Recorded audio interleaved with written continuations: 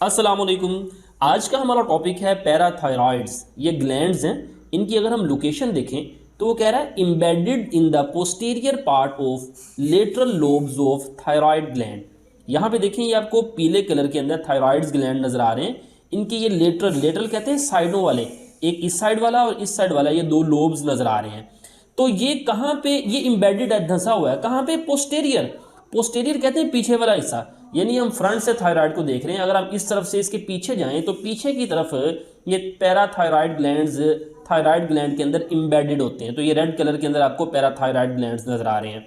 अब ये कौन सा हार्मोन पैदा करते हैं? ये सिंगल हार्मोन पैदा करते हैं, उसका नाम है पैराथार्मोन। फंक्शन की बात करें, यानी ये पैराथार्मोन कब बनता है?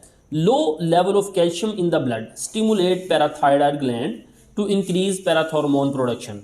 यानी जैसे ही ब्लड में कैल्शियम लेवल जो सा है वो लो होगा तो ये स्टिमुलस होगा किसके लिए? पैराथायराइड ग्लैंड के लिए। तो लो लेवल ऑफ कैल्शियम की वजह से पैराथायराइड ग्लैंड हार्मोन पैदा करेगा, पैराथार्मोन, और वो हार्मोन क्या करेगा? कैल्शियम का लेवल दोबारा से हाई कर देगा। अच्छा, अब कैल्शियम लेवल जब हाई हो जाता है, हाई लेवल ऑफ कैल्शियम क्या होगा? Suppress it's release. यानी जब कैल्शियम का लेवल हाई हो जाएगा तो पैराथार्मोन का जो रिलीज होना है वो सुप्रेस हो जाएगा, कम हो जाएगा। कहाँ से? पैराथायराइड ग्लैंड से।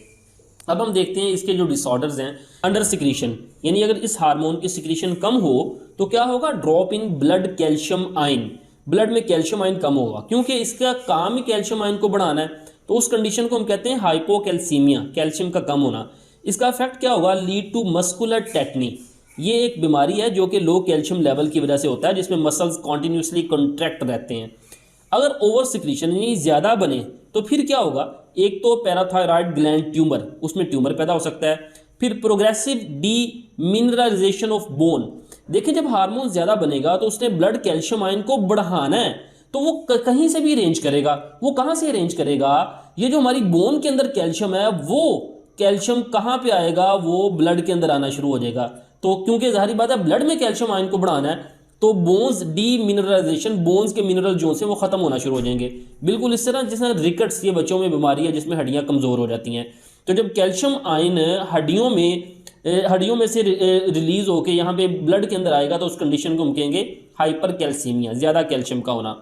अब ब्लड में जब कैल्शियम आयन ज़्यादा होगा तो जाहिर बात है किडनी जब फिल्टर करता है तो ब्लड को क्या होगा? Massive kidney stone formation, kidney stone बन सकता है। अब ये जो दोनों कंडीशन है, अंडर सिक्रीशन और ओवर सिक्रीशन, बोथ कंडीशन में फैटल, दोनों जानलेवा हो सकती हैं। अब देखें, जब हड्डी कमज़ोर हो जाएगी ना, टेंड टू फ्रैक्चर, तो वो हड्डी जल्दी टूटने का खदशा भी हो सकता है। तो ये था आज का लेक्चर। मिलते हैं अगले लेक्चर के साथ। अस्सलाम वालेकुम वरहमतुल्लाह।